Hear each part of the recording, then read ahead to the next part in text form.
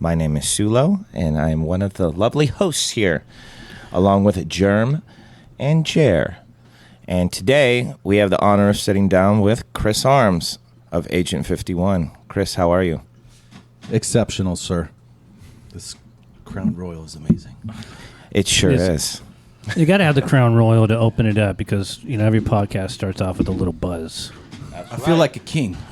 And you're hanging out with a king who has his own custom Converse that says you got that. shoes? Yeah. You have your own shoes? That's amazing. We at one point had authentic sellout shoes, too.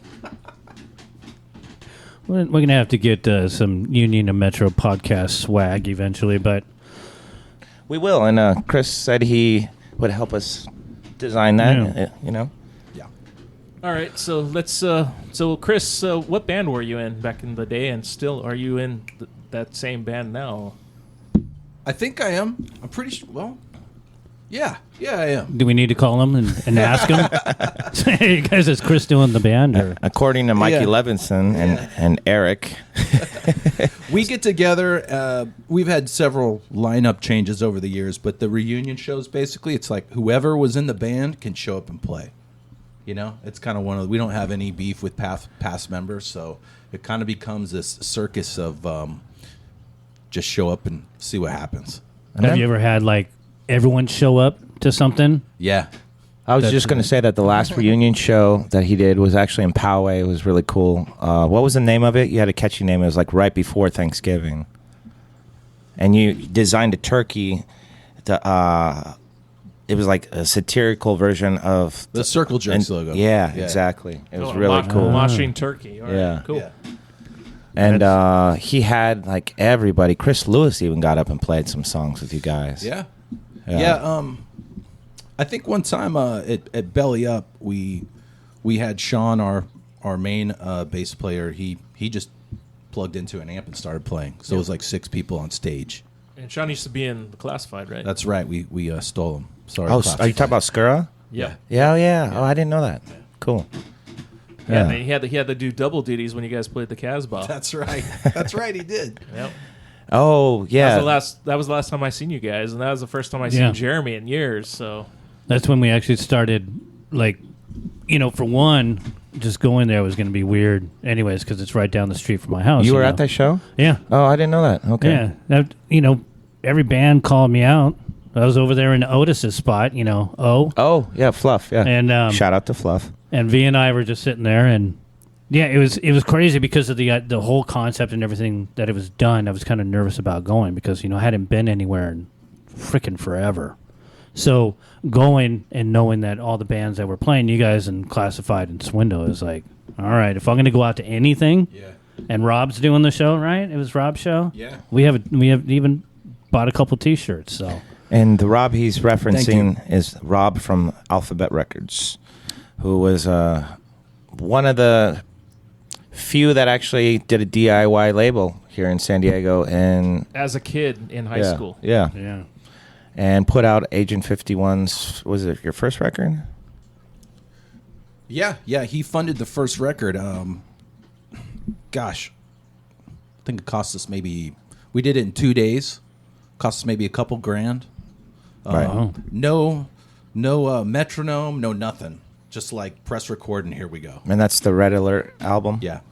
And Don Lithgow did that album, right? Yep. R.I.P. Rest in peace. Shout out to Don Lithgow. He just passed away a few months ago. And Don Lithgow also did Blink 182's first 2 albums.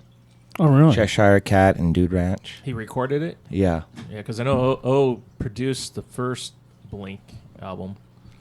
Shit, I didn't even know that. Which was Cheshire Cat. I was just not in the loop. He was the engineer. I was hiding out backstage, telling people to get out of my backstage. And then if we're gonna throw Blink history down, Jerry Finn was the guy that produced the Dude Ranch, and then I think the last, not the last ones, but 2 other ones, and he passed away. Oh. And Jerry's from my neighborhood, Oxnard. He was actually in an hardcore band called False Confessions.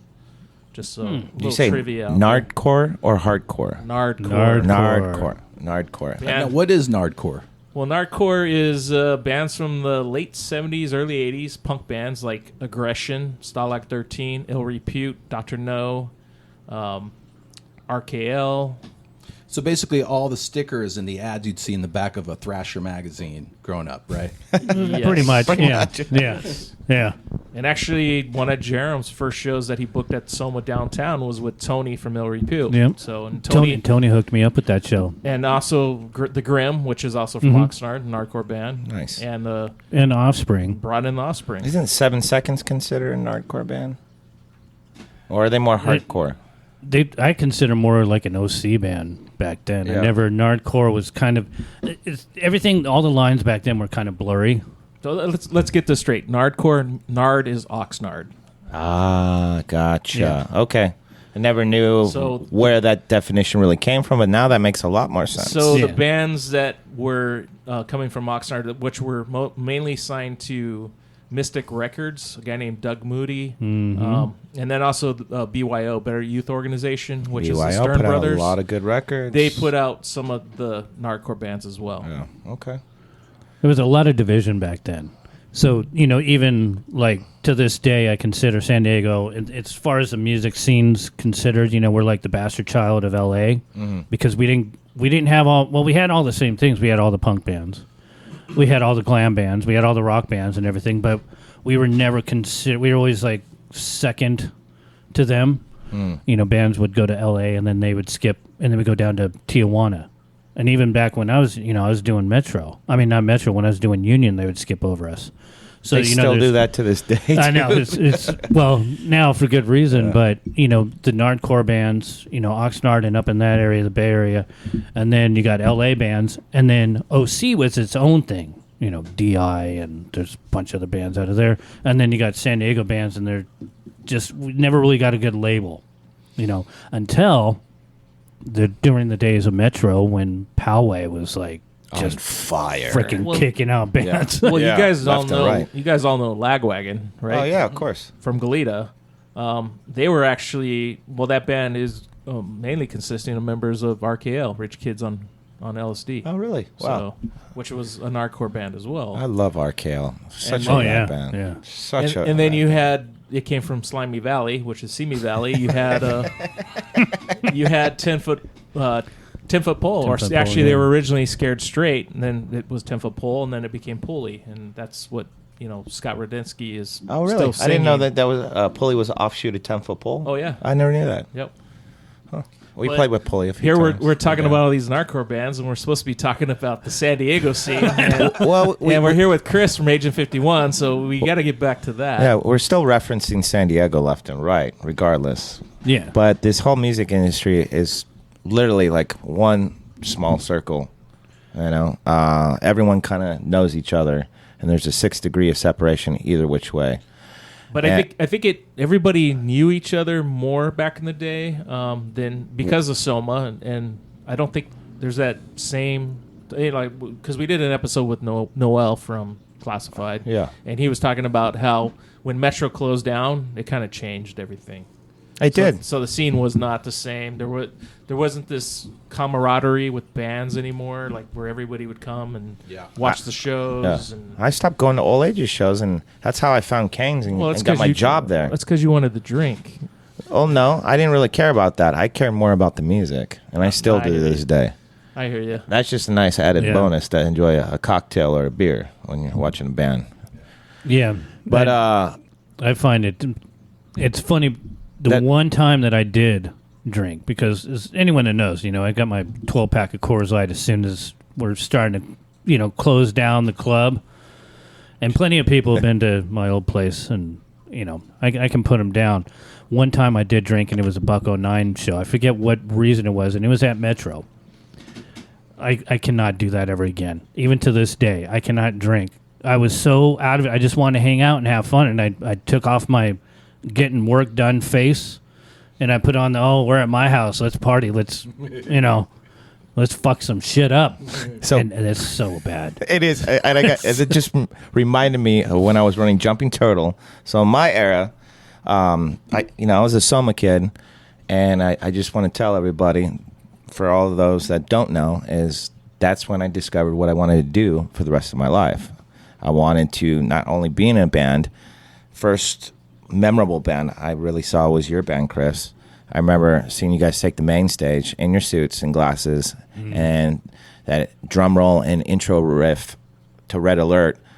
Just, I was like, this is the raddest shit I've ever seen. And we ripped that off from Nirvana, but everything's everyone's ripping off each other. I think Tom Petty said it the best. Everyone has their heroes. But I don't remember Nirvana wearing suits other than one other music video. That's true. Yeah. Yeah. Oh, you talk about the suits. I thought you meant the riff. No, the drum roll we ripped off from Nirvana. That too. So what made you guys figure you guys wanted to be in like a stage costume? You know, that was really Greg's idea. Greg was the kind of visual guy for the band. He was into Star Wars. He was into, you know, what's the other movie? Men in Black. yeah. And the Untouchables. Yeah, to give him credit, like Untouchables, he There you came up go. with the name Agent Reservoir 51. Dogs. Yeah. Yeah, because Yes, I don't Reservoir think the Dogs. first Men in Black had come out when you guys formed Agent Yeah. 51 in that concept. Yeah, it was basically, to give him credit, it was his idea to call the band Agent 51. Before that, we were Area 51 after the famous alien that's base right. out in Okay. Nevada. Yeah. But we knew that there was going to be some kind of copyright issue eventually. Or the actual real Men in Black would come hunt you down. Yeah. But we figured, you know what, the second wave of punk rock was hitting, and we knew we had to find some way to stand out without looking too gimmicky. Right. And to the extent, you know, maybe it worked. I don't know. Honestly, it made a lasting impression on myself, and I've never seen another band other than maybe the Creepy Creeps do some kind of themed thing consistently. Well, Jerem and I were talking about how many, At least in San Diego. how many bands that wore suits that played Metro, and we could only come up with maybe 4 bands. Yeah. But you guys were the only local band that did That's that. what I mean. Yeah, I think Hagfish wore suits, right? Yeah. Yes. Hagfish, the Boss Tones. Yeah. We were actually Cherry literally Poppin' Daddies. Yeah. Yeah. You know, with the ska bands, they would have more of the, you know, suit and tie, the proper. Rude Boy. Yeah. But as far as, you know, coming out of Poway and at that time of movers and shakers, it worked well for you guys because it was a distinguishing mark. I mean, to stand alone in a crowd of, you know, few. At that time, there's a lot of fucking bands. So you see the name, and then you guys went through the name changes and grew as a band, but you had that, so they kind of knew. Mm-hmm. And if you guys would have went up there without wearing suits, everyone would have probably wondered what the hell was going on. Yeah. But it just worked. And the thing is, if you don't pull something off and you're just trying to hag it along and, you know, drag it along, people are going to know. Yeah. And they're going to call you on it, especially in our scene. They're going to call bullshit. Yeah, you can't go up there 98%. You definitely got to go up there all the way, even if you hit a wrong note or something. You have to make it look like that was the note you meant to hit, right? Yeah. So, and you guys pulled it off. Thank you. Definitely. So, it was a lot of fun. So do you remember your first show at Metro? Let's see. Yeah, actually I do. Who was on that bill? Maybe even Kill Me Kate was on the bill. I don't remember who exactly was on the bill. I think they were. Yeah, we were. I remember we were opening. We got maybe a 20-minute set. Yeah. We showed up early because if you pissed off Jerm, like that's it. Like our whole thing was like, don't piss off Jeremy. Get there on time. Show up for sound check. Gee, I've never heard anyone reference that before. Don't.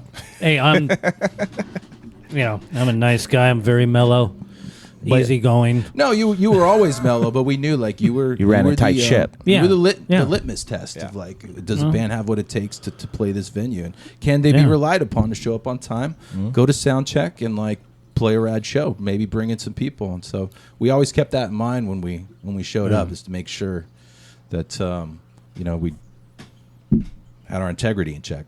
Yeah, I mean, if you're going to go up there and you're going to put yourself out in front of all those people, the whole idea is, you got to start from somewhere. But if you start without any direction and you just, flying by the seat of your pants like a lot of these other clubs did, I was invested in everyone. I put in all the work. I put my name on the line each time, each show. A lot of it might have been self-induced, but then some of it was from the powers from above that made sure if I fucked up, I heard about it. And anyone else around me would hear about it.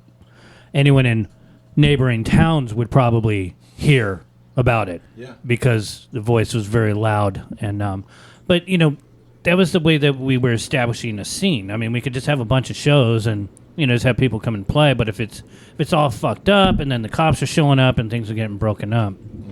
So I just had my formula that worked, and you guys did your part, and that's, you know, that's how we grew the scene. Yeah.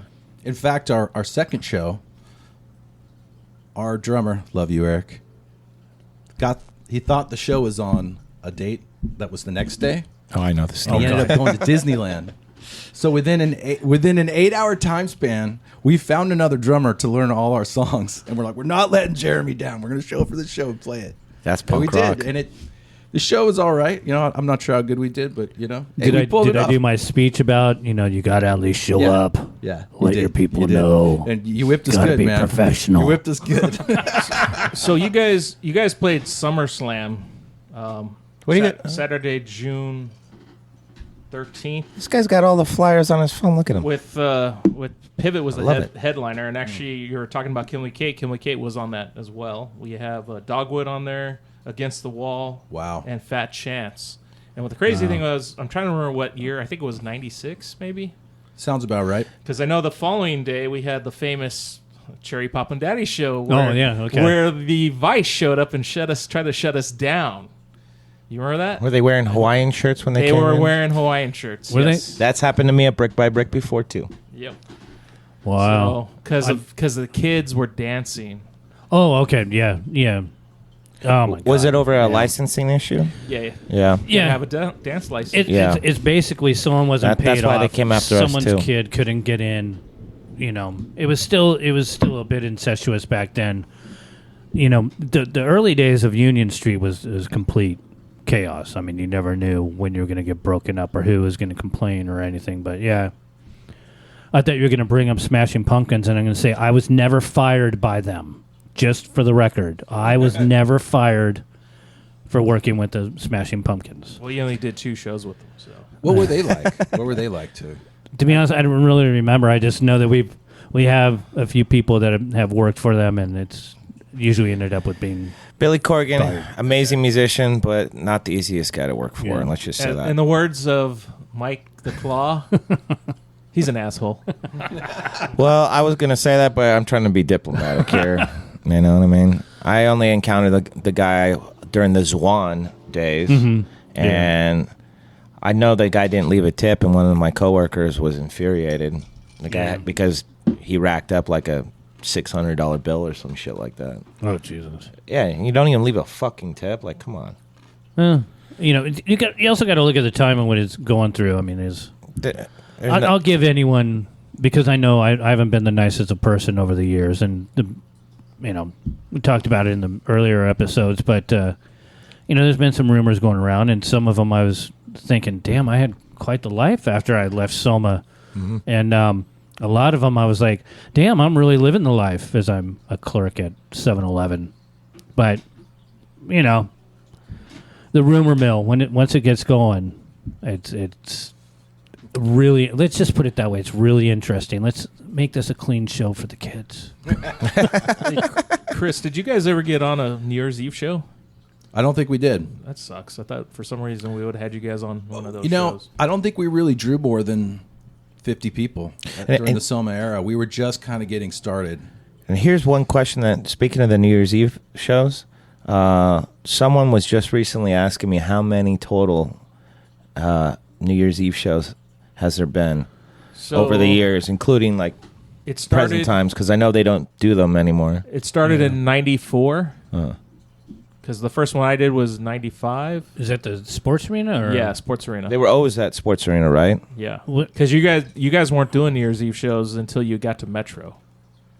Yeah, see that I'm really going to rely on Because audience. somebody told me there was a lineup and it was I guess 93 to 94. Because the first one I did, no, I take it back, 94 to 95. First one I did was 95 to 96.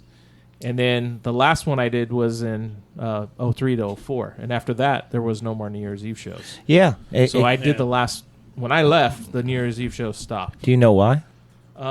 I don't have a clue. Maybe budgeting. Because again, I was gone. You were over there the weekend I quit. So I was actually working production for Pennywise.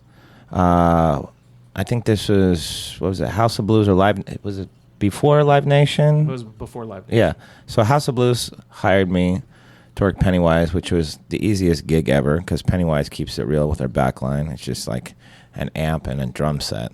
You know what I mean? Yeah. And I'll never forget that day. I was horrified with what happened, and I got to give you a lot of kudos and respect to you, Jerry. You took it very maturely. You handled it very well, and you worked the rest of your shift, and then you left, and then you put in your notice. Well, actually, I think Raw was the following day, and then there was because Raw was a metal band. Yeah. And then I think it was Leader Kenny. Is that when you officially left? So I officially left on this. We had a show. We had 3 shows lined up that weekend. So I did 2 of them, and I just got tired of everything. And then I was working every day. So I drive to San Diego from Oxnard. Wow. And do It's the a lot. shows every day. So for 2 years straight, I was working every day, no days off. And I just had enough. I don't need people throwing stress at me. And as everybody knows, so certain person is a stress case. I'm surprised he hasn't had a massive heart attack. But Stress kills people. That's one thing I wanted to ask you guys, just about all you've been through, all the experiences you've been through. Like, when you weighed, like you said, the stress versus like the stories. Like, I'm sure there's lots of really high highs and maybe some low lows. Oh, like, yeah, when you really weigh it out in the end, like where do you end up at? well, I wouldn't do anything over, to be honest with you. Yeah, same here. I'm glad that was a big chunk of my life. You know, Yeah. it was like good times, and it led to other things. You know, I was out on the road with a couple other big bands and did Ozfest. Was hanging out with Ozzy Osbourne. That's cool. If it wasn't for Jerome, who actually was the original person that hired me, and actually Jay Edwards from Spaz Boys, the guy that brought me down to Soma to meet Jerome. Of course, I was a patron. I was going over there and seeing shows. I saw several shows at Union, and he was like, "Yeah, we could use help," and I started. Could always use help. And for me, it was Always. like I didn't even care if I got paid. It was just to be backstage, hanging with the bands that I love. You know, who would have thought? You know, so yeah, That's good to hear. Could we talk about the Soma bathroom? We've talked about it. Boy. Or I'm sorry, they have talked about it before a little bit on a previous episode, but Well, Did you have to clean the bathroom? what was your guys' thoughts on the as Soma a bathroom? patron, I will never. Worst toilet in Scotland. Well, I've been in some real shitholes before, but that definitely is one of the worst bathrooms I've ever been in for a public facility. Probably Obviously. the worst. And I remember the night it flooded. The whole show? Obviously, Courtney you Love, guys never been to CBGB's. I can't remember exactly what show it was because I I have been think to I was pretty CBGB's, stoned that yes. night. That's But, the worst. Yeah, there's well, just to clarify, I'm the one that had to paint them. I would replace toilets. They were really fucking clean before the show. Well, Really fucking clean. I don't doubt because that at I all. would throw disinfectant around like it was like I was champagning a victory. And here's the thing. I know exactly what he's talking about because when we'd start a show at Brick by Brick, completely cleaning. And here is the kicker. You would think the men's would be more thrashed. It's Always the the women's. women's. Oh, yeah, Always the the women's. women's. Flushing tampons down the toilet. And that's what yeah. clogs the creating, toilets yeah, up. creating floods. Liquor bottles. Yeah. Liquor bottles. and cans. Yeah, so the whole show. Their panties. Fucking in the men's bathroom. panties. No, so the whole show was the one where you would hear me coming. You know what? You guys remember where I was. I'm in the back. I'm trying to make sure everything's going good. I'm dealing with all the bands and blah blah blah. So that's supposed to be my mellow time of the evening is when I'm just running the backstage and running the back part of the club. So there'd be a problem in the bathroom. So I'm the one yelling, coming through with the mop, yelling freaking bomb scare or something, just yelling anything to get people to move. And they would just look at me like, oh, it's just Jerm. And they wouldn't move. And I'm coming through with a fucking mop, and they're in 2 inches of water, and it's coming out of the female bathroom. So I'd come in, and I'd yell God knows what, and I'd just start mopping up the bathroom, find out where the problem is, deal with it, go back out in my, soaking wet, piss-stained freaking docks, and, hopefully I didn't wear creepers that night, and just, deal with the show, get an earful at the end of the night, start cleaning it up a little bit, enough to get by so the next day, because, I would have to open the club, I would close the club, I would clean the club, I would flyer. It was a 7-day-a-week thing. I didn't, no wonder why I drank so much. Somebody had to do that kind of work. Yeah, but again, going back to what Chris was talking about, I wouldn't change anything because it's our scene, and if I wasn't doing it, then someone else most undoubtedly would have stepped up to do it. But it's part of my past, and that's the whole reason having the podcast to talk about it. Because, for me personally, Chris, I'm not done. When I left, by the time we went to Metro, I was like, okay, this is different. It felt a little bit more. It went from Thunderdome to me, it felt a little bit more corporate. But it was a nice building. The conditions were a lot different. I had to deal with the neighborhood. I had to be a little bit more of a public face. I had to do the interview, and I was on the cover of the Union Tribune and all that. I didn't want to be that. I just wanted to flip people off and then book really good shit and support local bands. So when I end up leaving for my own sanity, I felt bad. And it's still to this day, Jerry and I have talked about it, Sulo and I have talked about it, we've all talked about it. There's some unfinished business. What we started then, or what I started in 89 by coming into the mix and actually booking local bands, I'm not done yet. So I wouldn't change anything because all that was a learning experience. Yeah, and we had a really rad conversation just a few weeks ago about that, and we haven't even started talking to Jerry about that yet. Yeah, well, what's it just amazing? Gave me chills thinking about it. What's amazing is how much work you guys put into it. I mean, the last time that we were all in a room talking together, you could not text somebody. Right. You could not post a Facebook.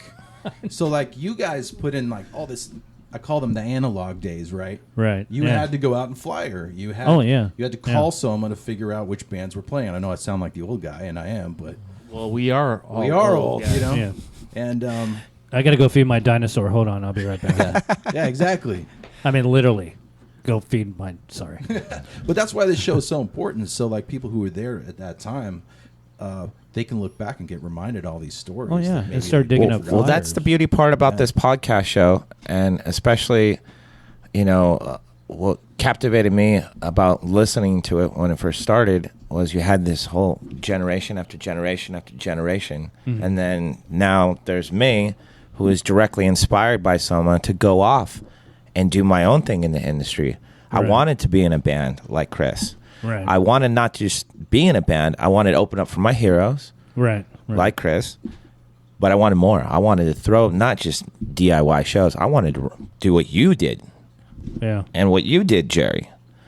And I started working at Kane's, driving a golf cart, and within 2 years, at age 22, I was running the booking for Brick by Brick, and the rest is all history. Yeah, because I started late 20, 21. I was probably had just turned 21 when I first did my first couple shows in 89, because it was in November. So I would have just turned 21, but the footwork had started in my 20s. But by the time I actually booked the first shows, and I didn't get paid for those shows. Oh, you got to take a lot of sacrifice. And I didn't even have a car. Yeah. I was doing Soma for a while, and one of the reasons why, I'm just riding around on a skateboard, and Len's like, the fuck, dude, you need to get a fucking car. We need to expand our flyer route. So getting back to that, my flyer route was from the coast out to East County, and it was about 100 miles. Len's was from South Bay to North County, and that was about 100 miles. Wait, so Len actually went and did flyers on his own? Oh, yeah. Wow. In the beginning, because, again, just to remind people, in the beginning, no one had really done all this. It was a dance club, right? So there was, the club upstairs. promoters. Yeah. Yeah, it was dance, and then the dungeon was where the shows were. Yeah. And they had done a few shows. But when I came in, because I brought up, again, shout out to the 9th, and, well, because of that, we get into Short-Lived and Struggle and Missing Children and Psychic Dykes. And then we get into Deadbolt, Cowpunks, and that's my whole origin in about 88. So by the time I was doing this, it's because, I said, well, I can get the 9th. So then it just expanded, and we had to do everything because no one was doing it, what we were doing. Tim was doing his shows. Harlan was doing shows. There was another Tim. So you got there's Tim Mays, obviously. Tim Hall. Tim Hall. Yeah, remember correctly. He was at Brick. And then Bill Silva. Yeah, Bill Silva. Mm-hmm. But Rick I was in a DeVoe. complete. Here's me, 2021. I mean, full of piss and vinegar, just this little punk rocker, and so we had to kind of create the whole thing of Soma from scratch. I didn't have any template. I didn't know what the fuck I was doing. I just knew I wanted. It started with local bands, and that's always been my emphasis. But I wanted to bring in the bigger bands so that we could help establish bands. As it grew, I started to learn more and more and started to figure things out. But yeah, I mean, Len and I had to get a fucking car, so I ended up moving. One of the times I moved, I'm trying to remember. So I had my own place, but then I moved to Ocean Beach. By that time, I was doing Soma, and I was living with a friend of mine, Sid, and his girlfriend, Kelly. And rightfully so, they booted me because I wasn't paying any rent, and we were eating bologna sandwiches, and if we could get bread, and so I was homeless. But then Silas, luckily, his mom took me in, and then Silas and I helped. We created the way that I started booking bands. We'll have him in at. And who is Silas? I don't know if these guys know who Silas. Silas is. So I ended up living with him and his mom. Silas is the guy that worked the door at Union Street, and he would have the cane. He ended up having a bum knee, so he cane, and then it was just part of his shtick for a long time. Guy with a long ponytail. And who replaced him? You ended up replacing him once we got to Metro. His girlfriend Elise also worked at Soma, was one of the soda girls in the early days. We can go through all the lineage, but then there's Owen, who is one of our sound guys, and then Will was one of our sound guys, and that's where my wife comes in. Owen and Cy were brothers. Yeah. So, I mean, we'll go down that whole rabbit hole at some other point, because it's the whole creation of it was so organic. I think that's why it worked, and I think that's Right. why it was so honest what we were doing.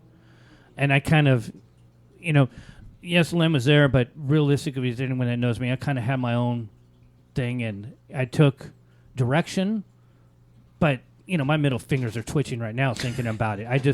I had to do things my way because I had a certain focus, and it worked for a long time, I guess. I mean, the name's still around.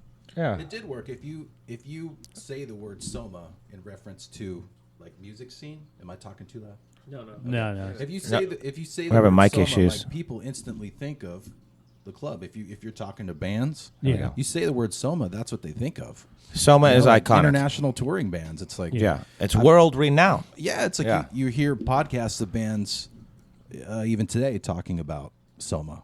So That's crazy. yeah, in That's- case you And that's missed because what of the hard work you guys did. Not to blow smoke up your ass, but Yeah. without No, you I guys- appreciate it. It was all about the local Blow bands, the realistically. smoke. No, Absolutely. in case you missed what Chris Arms just said, because we had some slight mic issues, is that Soma became a household name, and it still is to this day. It's still world renowned. I've heard it mentioned in documentaries before, which is really cool. But honestly, like for me, being a teenage punk, starting to go there when I was 14 years old, to That's so crazy. to Metro. Yeah, I'm 41 now. My father being very supportive of dropping me off there every weekend because he's like, I found a place for you. This place is special. Yeah. And it was. Yeah. I mean, you could write on the wall, and the next week it'll get painted over, and then you can write something else. I mean, I think I started writing songs on the wall at one point. You know what I mean? Oh, yeah. Yeah, you could Well, I was the one also smoke painting over cigarettes it, in so- there as a teenager. As a cigarette smoker, that was like a big deal. You didn't have Oh, to yeah. sneak away from your parents, and you never see parents there really. You know what I mean? Occasionally, but I mean, it was people your age for the most part. Yeah. And some of the best times of my life were spent in the side stage, in the halls, main Who stage dealt shows. with all the parents? Well, Here we go. oh, God. Well, booking the shows, yeah. But, I mean, yeah, I'm trying to... Not really me. I tried to stay as far away. And that's another great thing is when you surround yourself by people that can handle all the situations. By the time you get to the back, you have to deal with me. You know, that's going to be a different level. But up in the front, Jerry up in the front, just still to this day, as my partner with the podcast and the other projects we're working on, I rely on him so much because there's certain aspects that I just, you know, my mind's not in that mind frame, and I can't deal with it. I still remember calling up people and having to ask their parents if, you know, if so-and-so is home, can I talk to him? Oh, this is Jerm from Soma. Oh, when you're booking? Yeah. Yeah. You know, so that's about as much as I really want to deal with. I didn't like doing any of that presser stuff or anything because in the back of my head I always got the, you know, my fucking punk rocker. Right. You know, and I was. I mean, I had more metal in my freaking body than a freaking 30-pound catfish that's been caught 700 times. You know, and even like now, I have my mohawk, and speaking of, we can't see right now. Well, I did take a picture, and I'll take more, but I'm wearing the same beanie that I used to wear at Union. I've had this thing since I was like 19 or 20 years old. It's got some miles on it. Hey, you know what? Yeah. People I washed it, though, so it doesn't fabricate beanies like that now to look cool. Yeah, You know what I mean? I've never been that cool, so it's But the fact that you still have a beanie, I've been through a million beanies. oh yeah, I can't say I've had a beanie that long. So That's awesome. I noticed that too, and it looked weird. Not like Oh, yeah. when I said meant fabricated, like they make the faded shirts and the Hot Topic. yeah, stuff all the and hot that, topic yeah. shit. And I did a really cool screening of Punk's Not Dead. This documentary that came out like back in like 08, and it had like Channel 3 headline, and I ran the movie there, and there was a whole segment, speaking of Hot Topic, about like the buyers would go to Warped Tour and see what all the kids were wearing, and you know, that's a whole nother conversation for another time, but that is really cool to see something that OG, you know what I mean? And the fact that you still have it, and it's that symbolic to you. Oh, Waddy's been a huge influence. It's exploited, right? Yeah. Yeah. Yeah. So I probably had this patch since I was about 18, maybe even younger. Yeah. I believe, I have one of my exploited shirts sewn in to one of my leather jackets. I have my leather jacket from when I was 19, 20 years old. I still have that. Nice. So when you guys are bringing up OG, hey, Chris, what age were you when you first started going to Metro? God, this would have been 19. This would have been 95, 96. Well, actually, no. That'd be Metro. Union, my first show was Face to Face, Buck 09, Oh, wow. Green Day? Green Day. I think, was Unwritten Law on that show? They might have been. Probably. I remember I was in the mosh pit, and there was an Unwritten Law. I guess they'd thrown out stickers during their set. It was stuck to the cement. I picked up the sticker. I crowd surfed over the front and like did this skyhook Michael Jordan thing onto the monitor in front of Billy Joe and like slapped it on the monitor. And he picked the sticker up and put it on his guitar. And I'm like, yes. That's awesome. That is rad. Yeah. It's kind of full circle for you there. Kind of full circle. Yeah. I had no idea what would transpire after that. Actually, that's a good segue. So why don't we talk a little bit about that for a second? So you actually dropped the whole suit thing, wearing suits in the band and that whole theme, and then that's about the era when Billy Joe Armstrong from Green Day contacted you and signed you to Adeline. Yeah, in the parking lot at Metro, Green Day, I think this was the Nimrod tour. Mm-hmm. Billy Joe was walking out in the parking lot. In that parking lot, I gave him a demo cassette tape. Yeah. I'd broken my wrist at the time and recorded the whole record with a broken wrist. And I remember handing him the cassette tape, not thinking that I'd ever hear back. But and they called you Broken Arms because of that, right? That's right. Yeah. And he had called, but the week before he called, one of my friends decided to prank me as an A&R guy from Atlantic Records, like, oh, we want to sign you guys and all this stuff. And turns out it was just a prank. And so I hear Billy Joe's voice on my answering machine. I'm like, yeah, right. Who the hell is this? And he still has the recording, I still have too. the Do you recording have it of it. Oh, on your that's phone by I any got chance? it somewhere, yeah. Oh, You okay. guys I was can going to hear say, it, but I thought that was a that'd be prank call, funny to too. hear. Yeah. That, But it that's turned rad. out to actually be him. I'm So like, what who the did fuck is this? What did he say when he called you? He left a message. He's like, just, hey, we like your record. Give us a call. And then I called him, and he's like, are you guys touring? And I lied and said that we were touring, which we weren't. Because I want him to think that we were Out there working. grinding DIY. Fake it till you make it. And Yeah. back then, you couldn't even track it, really. So unless you called venue to venue. We made it Right. easy for them to say yes. The record was recorded. All the artwork was done. They just said, hey, can you put 2 extra songs on this, and we'll put it out. We'll give you, we'll pay you back the $3,000 you made for the record. And we were like, cool, let's do it. And we did it. I had no idea about any of that ever. Did And they then- take you on tour? No, they made it real clear in the beginning. They said, look, you got to go out there and prove your worth first, that you can put people in seats. And I respected that, to be perfectly honest. You'd know? already dealt with me, so it should have been. No, you were fine. I mean, we just knew that we had to start booking our own shows. So we got the Book Your Own Fucking Life book. Right, and we right. started calling places. Maximum Rock and Roll. Yeah. And for $100 a night, we booked 2 national tours, had the time of our lives, didn't get any sleep, and came back. Didn't make a lot of money. No, we came back $300 in the hole after 3 months, and I laid down in my bed and I felt like I was on a train that was still moving. And I what was year? like, I just want to get back out there. What years was this? We got signed in 2000. We made the record in '99. We got signed in 2000. And how long were you on the label for?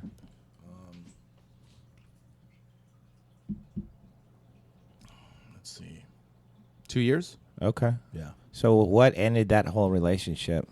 The relationship never really ended. I mean, they offered us a specific budget for the 3rd record, and Surf Dog said, we're gonna triple, quadruple that, and Oh, so you go. you had another offer on the table. so we had another Yeah. offer on the table, which leads into a whole nother story. But they weren't hurt about it or anything. They understand. We just Right. wanted to make a record that had some sonic.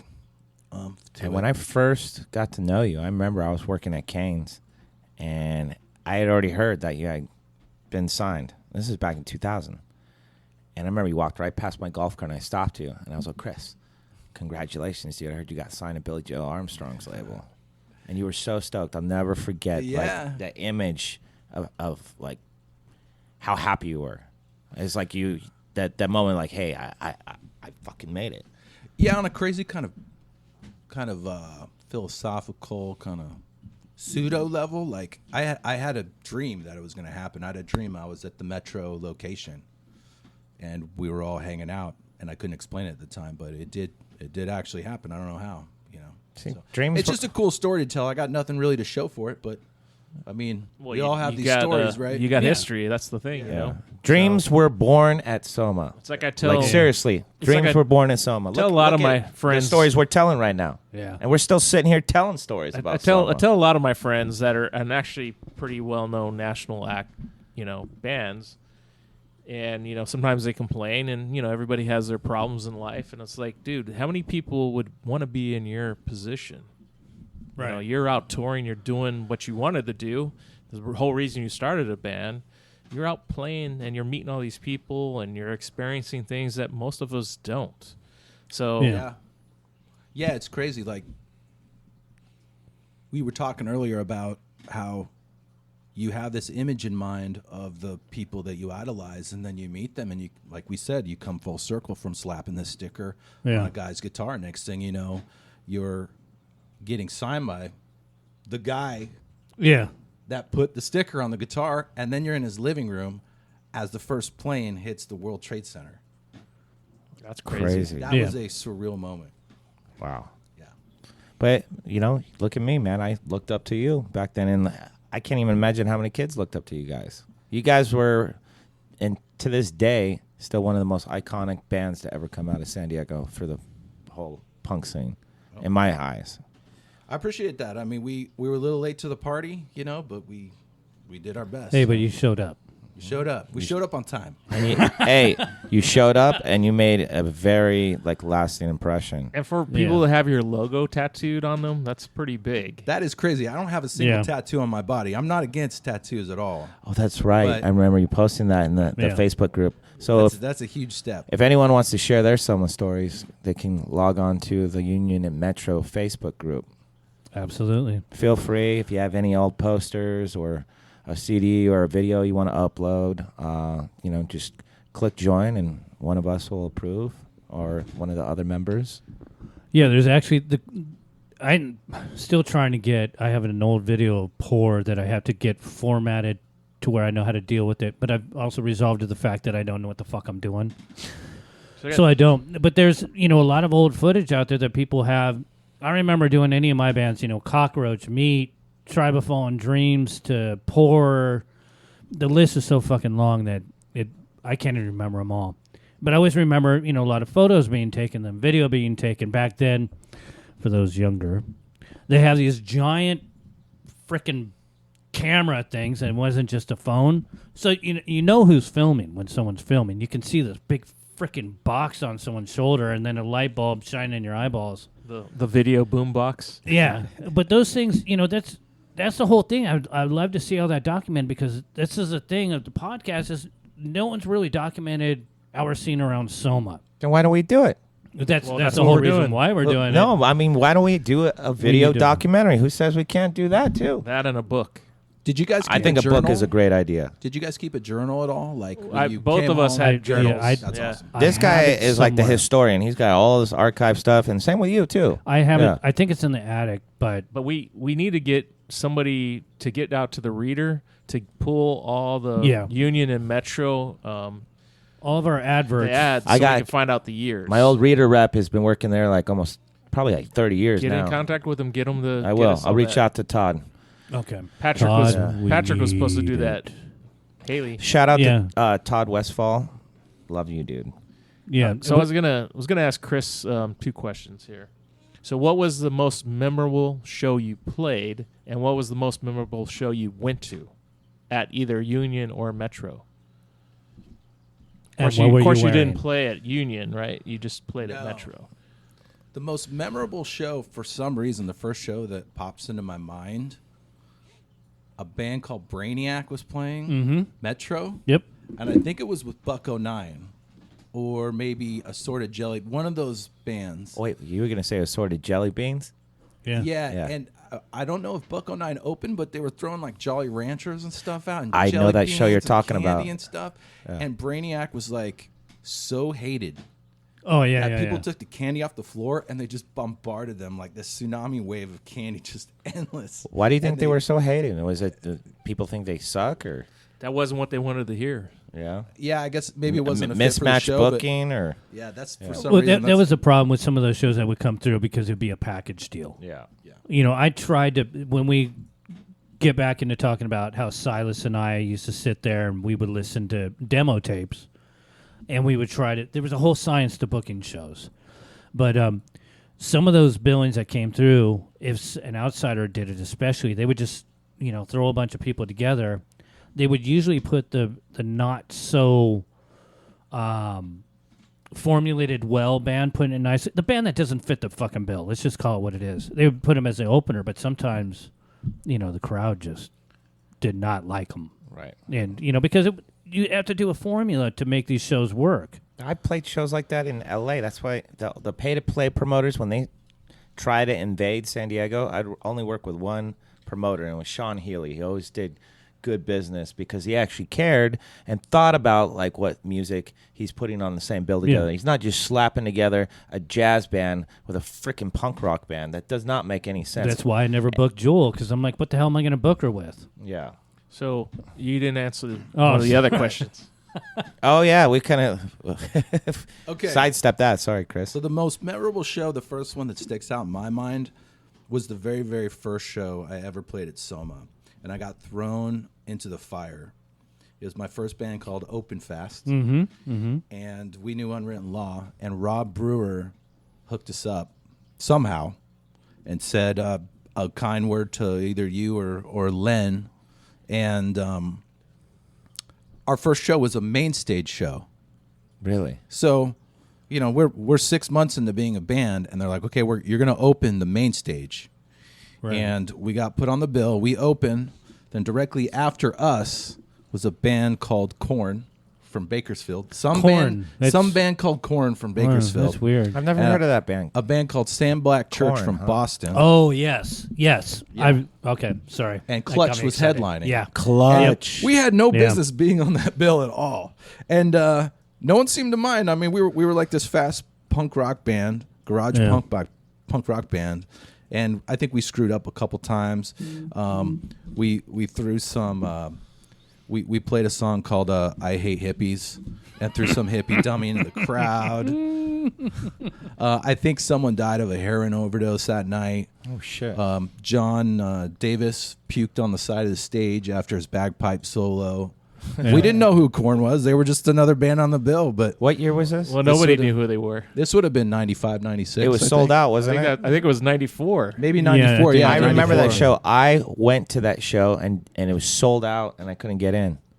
Oh. Yeah.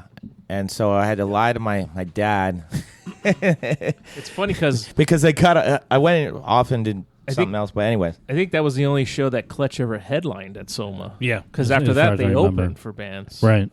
Because I know they opened for Slayer, and I think they opened for Tool once. you know, funny Could be thing wrong. about Clutch Okay. is Lee, who runs the sound and tour manages Clutch, started off at Brick by Brick as a sound guy. It was his favorite band ever. And Really? And then when Clutch first came through Brick by Brick, the first time with Lee working there, Right. he, tried to do everything he could to impress them, and it worked. And he's still working with them to this day. It's been like 20-something wow. years. Yeah. Yeah, it's pretty incredible. 1 second while Jerm answers the doorbell. That might be our next guest. It's Jay. And sure enough, it is. So, do we need to hash more stuff out on here, or I think we're is good. everybody good? Chris? I'm down to talk as long as you want or as little as you want. Where are we at time-wise? We're 51 minutes and 50 seconds. Yeah, we should probably cut it. almost an Yeah. hour. So, this would be episode 16 with Chris Arms from Agent 51. Thank you for coming out, Thanks for having me, guys. and it's always good to rehash these stories. So, long live music. That's Absolutely. right. Thanks, Long Chris. live music. Thanks, guys. I'd love to come back someday. Absolutely. Sooner than later. Hell yeah. Yeah, we could go another